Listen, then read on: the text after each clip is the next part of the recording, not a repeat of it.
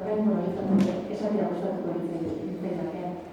Egun guztiok, mahaikideo, gaur udal larritan batu zareten familia eta lagunon ongi etorriak izan zaitezte. Mila esker, gure berezia gurekin partekatzera urbitu zareten guztiok.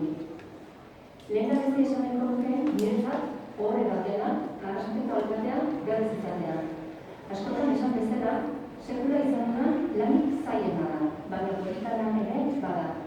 Arrasate sendo baten aldeko proiektu komunitarioan sinesten dut. Guztiontzako herrian, Arrasate bizi batean, etorkizuna duen herri proiektu batean.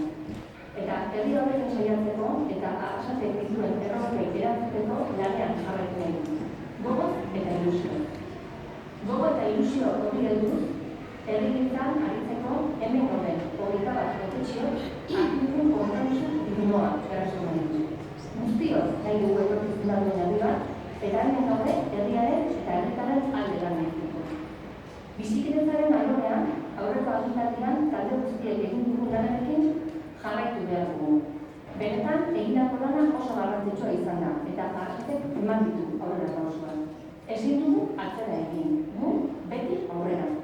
Etorkizunera begiratzen jarraitu behar dugu. Izan garena ezin dugu ahaztu.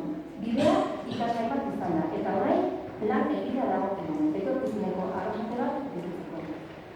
Pausoak ematen ari gara administrazioa gertukoa eta irekia izan dadin.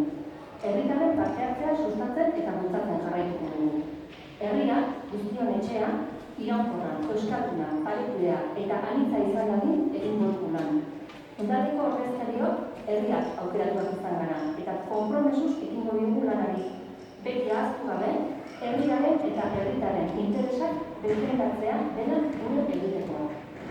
Gardentasunez, gertutasunez, apaltasun osoz eta segitasunez jokatuko dugu. Akordioak bilatuko ditugu eta jarrera irekia eta iraikitzailea izango da.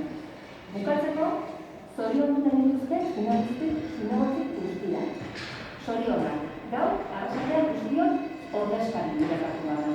Lau urte honetan, bide dago izango gara, amankomunean dugun proiektu nagusia, hau da, gure herria, aurrera ateratzeko.